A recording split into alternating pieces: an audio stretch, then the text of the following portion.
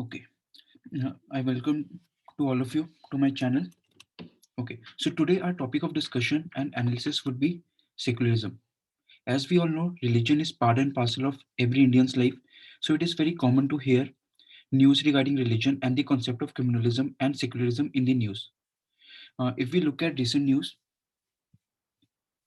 you must have read various articles in the name of secularism, recent hijab law,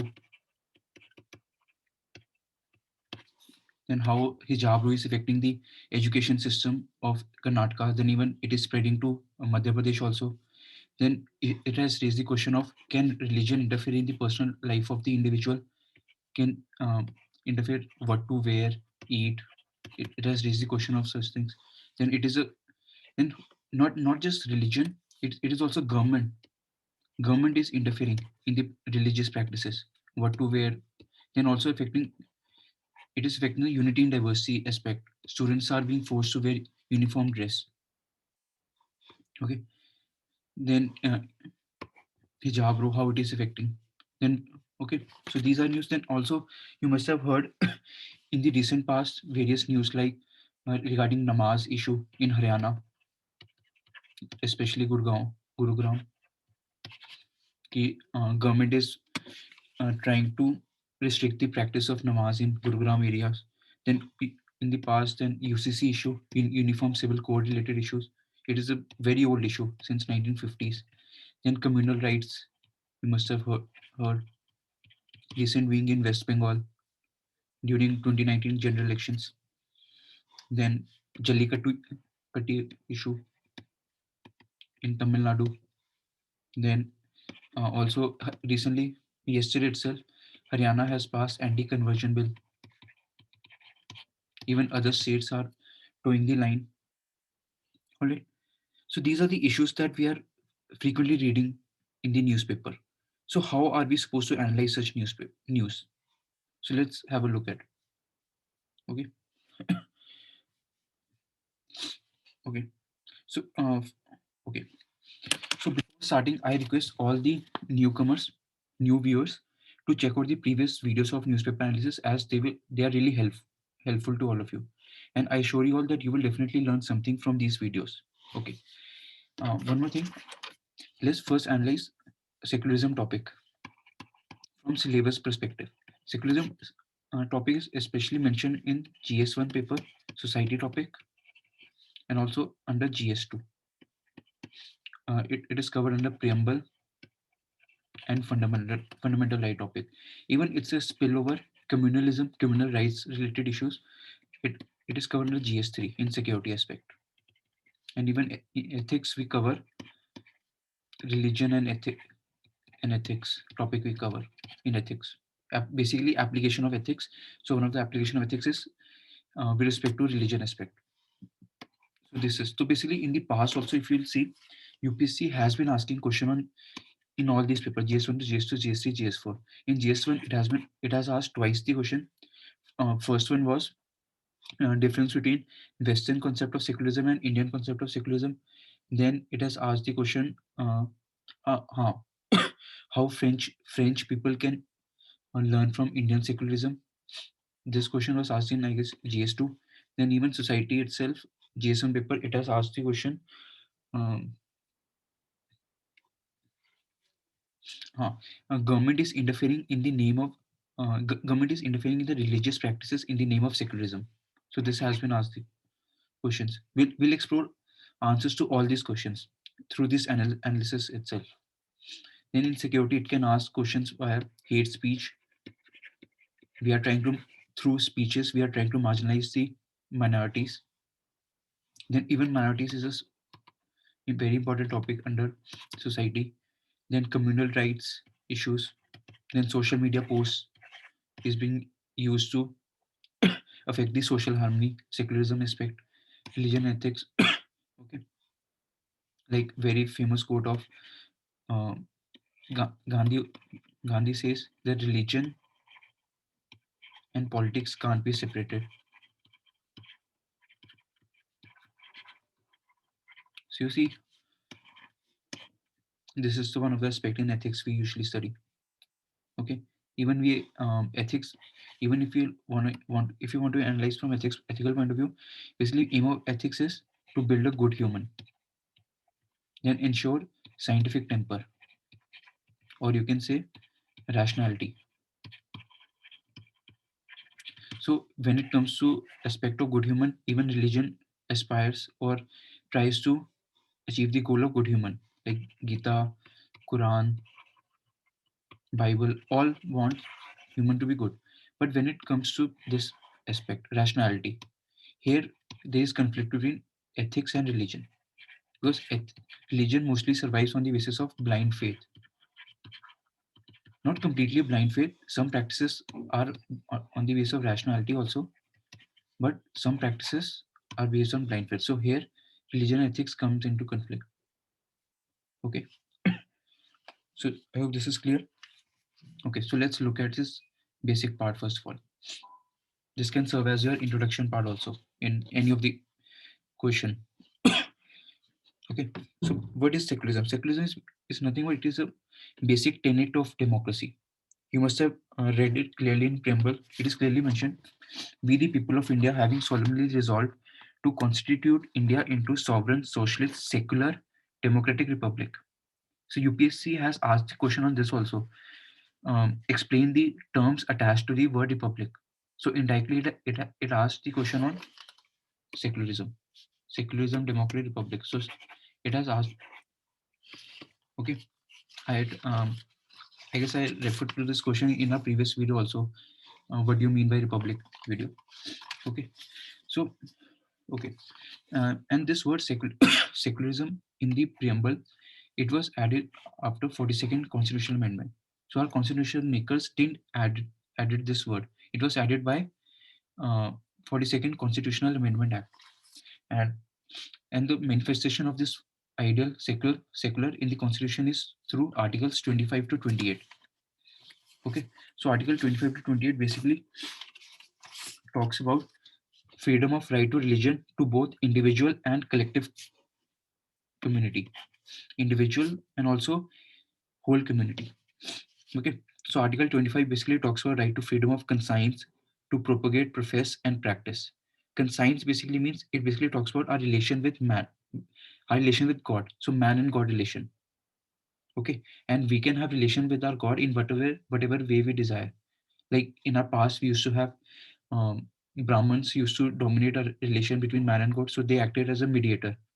So they always said ki you have to, in order to achieve our goal, salvation with God, you have to perform various sacrifices. Then Bhakti movement came. Bhakti movement refined this relation between man and God. They said through devotion or through bhakti, you can achieve salvation. So this is basically talked by freedom of conscience. Then we have right to profess. We can declare a religious belief openly and freely. Then right to practice. We can perform worship rituals. We everyone does practices religious rituals. Then propagate. We can disseminate one's religious belief to others. Okay, so this is what talked by Article 25. Then Article 26 talks about freedom to run religious institutions. Example, Ramakrishna Mission. Okay, then Article 27, freedom to not to pay tax. Then Article 28 talks about freedom from attending religious instructions. So basically, it basically says that no state-run institution can provide religious instructions, or they cannot promote any religion in the government institutions. Okay, but institution run by various trusts can do so. So this is basically what uh, reflects the manifestation of secularism in our Constitution of India. I hope this is clear. Okay. So now let's talk. Let's go after definition. So this was the question basically asked by UPSC in mains GS1: comparison between Western secularism and Indian secularism. So what do you mean by basically a Western secularism concept is basically it talks about strict separation of state and religion. Basically, state can interfere in religion and religion can interfere in the functioning of the state. But in case of India, we have positive concept, principal distance. It for state every religion is equal. but state can interfere in the religious practices if such practices violate our fundamental rights. Okay, we have in the past seen the Sabramila case, then Tandav issue, recent Hijab issue, then even triple talaq issue in the. So state has been interfering in these practices because it violated the individual right.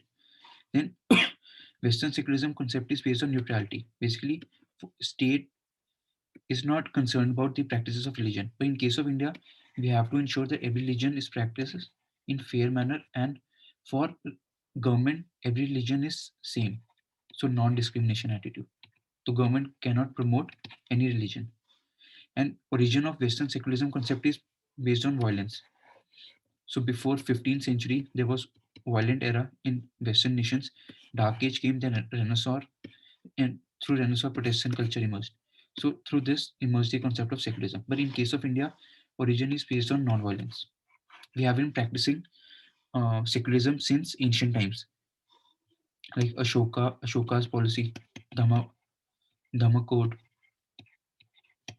right? Then Harsha's policy. Harsha had convened the meeting of different religious leaders. Then even our Upanishads, in Upanishad, it is clearly mentioned Sarv Dharm Sambhav. Basically, all religion are equal.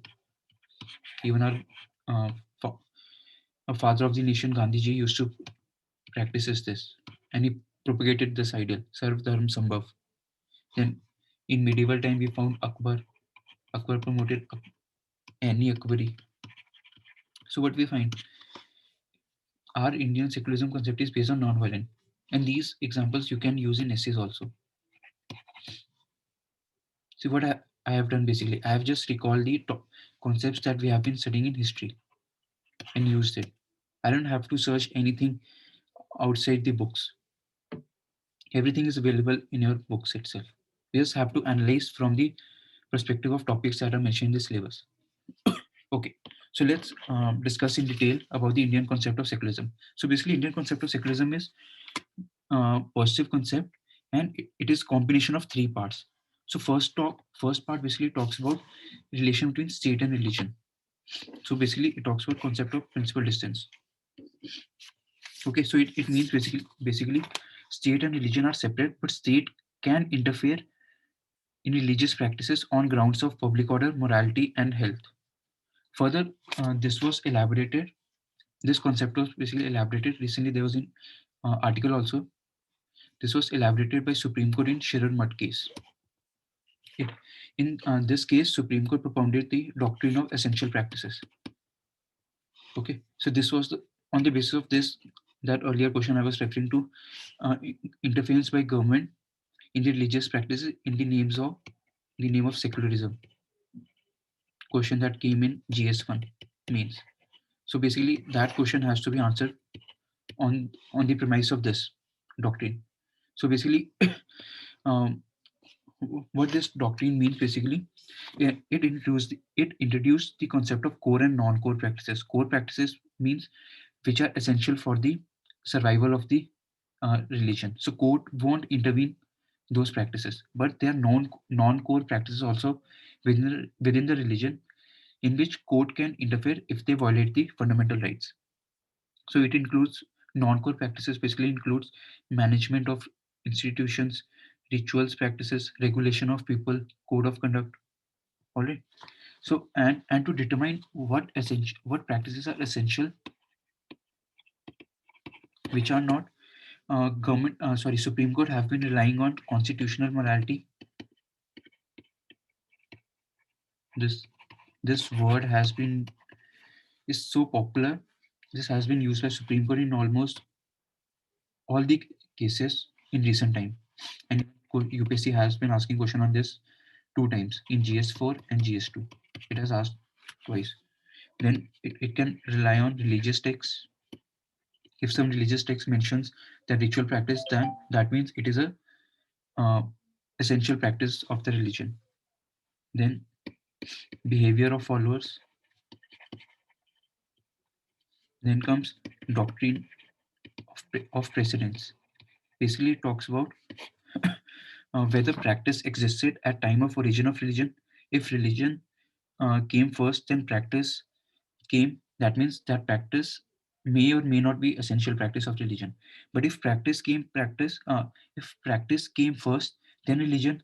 That means that practice is core element of the religion.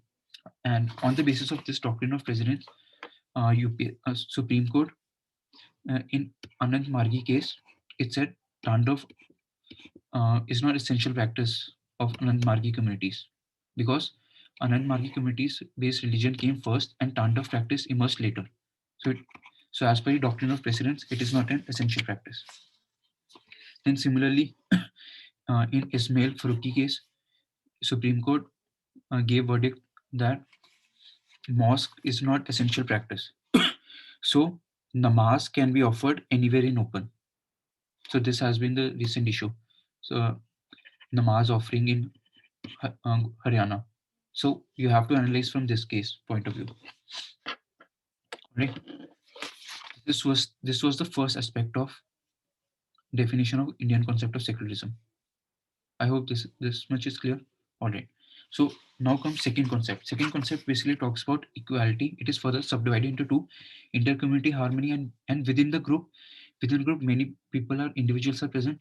So we have to make sure that one individual doesn't dominate over the other individual. So first, let's look at inter-community harmony. So in this, basically, there have been many incidents. First, there was Graham Staines case. In this, Supreme Court gave verdict that right to propagate does not mean right to convert. You can propagate your religion, but it doesn't mean that you can forcefully convert other person's religion. So this was basically to regulate the practice of missionaries. We have many Christian missionaries and all present in India. Okay. So then this was the first application of this concept, inter-community harmony. Then comes intervention in management of trust. Communities managing their trust, but there have been cases of basically, especially in the south, there have been cases of corruption by the trust. So Supreme Court gave verdict that state can intervene in the management of trust. So basically, it has demarcated that temples, south temples, they will focus on religious activities, but trusts, they have separated these two, temple and trust. They will focus on non-religious activities, and state cannot interfere in this, but state can interfere in this if they indulge in malpractices. All right. Then also under this provision itself, its application can be in the form of financial support. So government has been supporting different communities. Example, Hajj subsidy. Recent government is planning to develop Char Dham project roads. Then also in the past, if you see another aspect, we can write Sikh has been allowed to wear turbans. All right. So this is the second aspect. Now let's look at the third aspect. Third aspect is within the group, right of individual. So on the basis of this, we have what we have done within the Hindus. We were discriminated on the basis of caste system. So Shudras and Dalits, they were being exploited, discriminated. So Supreme Court said their fundamental right was being violated. So application of third aspect of secularism concept is it has banned untouchability. Then similarly, Sabarimala case, recent Supreme Court allowed women to enter into Sabarimala temple. So basic premise was right to equality. This was so basically it referred constitutional morality. Then Shakti Vahini case, Khap panchayats were made illegal. Then many incidents of uniform civil code, triple talaq incident recent. Alright. Okay, so these are the application. I hope I have covered it very comprehensively. This definition and also its application. And all the questions of secularism have been coming from these areas only. These all three aspects. You just have to identify from which aspect UPSC has asked the question. So let's look at its another aspect, issues part. So let's see first of all issues. First aspect, relation between state and religion. So in this case, issue has been um, Supreme Court Justice Indu Malhotra in Sabarmala case. She said that religion should decide essential practice rather than court deciding and imposing constitutional morality. So what we are seeing top-down approach, but rather it's the people who should decide whether the particular practice is essential or not. And because of such top-down approach, cultural identity of minorities might get lost, and also it affects the diversity. And also one more aspect has been seen that there has been lack of consistency on part of Supreme Court. Supreme Court sometimes have been relying to determine essential practice. Sometimes it has been relying on constitutional morality, sometimes religious texts, sometimes behavior of followers, sometimes doctrinal precedents. So there is no consistency. So it is at the whims and fancies of Supreme Court. वो जैसा चाहता है वैसे ही हो रहा है. So this is one of the issues with respect to state and religion incident. And recent one also you can see, recent Karnataka government is trying to impose that hijab is not essential practice, or hijab uh, hijab should not be worn in educational institutions. So this is state interference. So although we don't know whether this is right or wrong, Supreme Court will decide it. But at this at the same time, we should be aware of this, that Karnataka government is interfering in the uh, personal aspect of religion. Okay, so this might have a long-term repercussions. We'll just have a look at what all long-term repercussions would be in the meantime. Okay, so first, okay, now second aspect. Second aspect is inter-community harmony. So basically, inter-community harmony is being impacted through following activities: hate speech, social media, riots, then also revivalist tendency being observed, like Garbapsi, even even in the past. If you remember in history, you must have read about modern history, Tabligh movement, then even Arya Samaj has started the movement, Ghar Wapsi movement type, right? So the revivalist tendency we have been seeing. Then also third aspect, individual rights. Then individual rights, what we see in the name of secularism, we are interfering in the personal life of the individual, like what to wear, what to eat. In the past, there were issue of beef ban. Then where recent hijab issue. All right. Then even in other countries, France, we have seen ban on burqas. So we are doing the line of the France. Then also in personal life aspect is marriage. Government, different communities have been interfering in the individual's right to marriage. So Supreme Court had upheld in Hadia case that every individual has right to marriage. They can marry anyone. No community or parents can force them. Then personal life incidents, honor killing has been observed in the recent past. Very frequently we observe in North India, especially. Then forceful conversion, recent anti-conversion issue, love jihad issues we have seen. Then recent now Valentine Day is coming, so moral policing on Valentine Day. This will start. Alright. So these are the particular issues that we are observing. And with respect to hijab issue, if we explore a little bit, so what is a hijab issue basically? There is no legal law that prohibits Muslim women to wear hijab in educational institutions. Alright, it is just a Karnataka's order, Karnataka government's order. Sorry, but we need to see long-term picture or broader picture of banning hijab. What would be its implication? If you see, it may impact the education of women.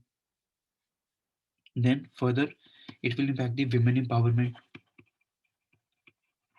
We we already facing the challenge of women have 65% literacy as per census of India. They don't have economic empowerment, political empowerment. So with such steps, women empowerment will get halted. It will impact inclusive growth. Then further, if we see broader picture, if we analyze, there's the issue of differential practice. How, with respect to one community sects, we have allowed them to wear turban, but when it comes to Muslims, we are trying to restrict their practices. We are interfering too much in their in their religious. Triple talaq, hijab. Then in the past has been Shahbano case. Alright. Then further, we are trying to impose the uniform uh, culture practices. Everyone should wear such particular kind of dress, particular kind of uh, food they should eat, songs they should listen. They shouldn't celebrate Western culture like Valentine's Day. So it will affect our unity in diversity. Okay. Then further, you can talk about it will impact our government's goals, sabka saath, sabka vikas, sabka vishwas, right? Then new India that we aspire to build, it may not get built because of such practices, retrograde practices. Whether this issue hijab should be banned or not, it is subjudiced. Supreme Court will decide, but we have seen legal aspect. Supreme Court would decide, but we have seen it would have long-term repercussion in such areas. All right. Then even all right. I hope this much is clear. So now we have analyzed all the news that has been occurring in our day-to-day life with respect to secularism. So now you have fair idea how to attempt this question. There's a very high chance question would be coming in general studies paper. In any of the paper it can come, and it's a favorite topic of UPSC. So do remember all these important Supreme Court cases and all examples, and it will help you to tackle all type of questions. So now how to conclude it? You can conclude it with Sarvasam Sambhav Gandhiji Upanishad, or you can even write Vivekanand that we need to adhere to principles of humanism, rationalism, and universal religion. I hope you remember these three were the core principles of our social reform movement. All right. Then also you can even write in recent articles. There was mentioned in the words of Justice R.F. Narayan in Sabarimala case. He said that rule of law is the basic premise of a nation. So let every person remember that holy book is Constitution of India. So basically, it emphasized that constitutional morality is the most important virtue of our nation. So no individual can impose their morality over the other. All right. So hijab issue would be analyzed from the this rule of law and constitutional morality aspect only. Okay.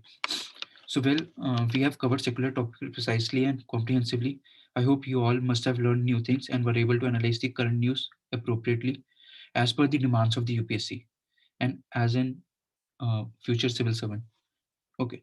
So I request you all to like, share, and subscribe the channel for more such quality content in future, and do share it with your friends so that they can also get to learn, because sharing is learning, sharing is caring. Okay. Okay. I hope you have a great day ahead. Thank you to all of you.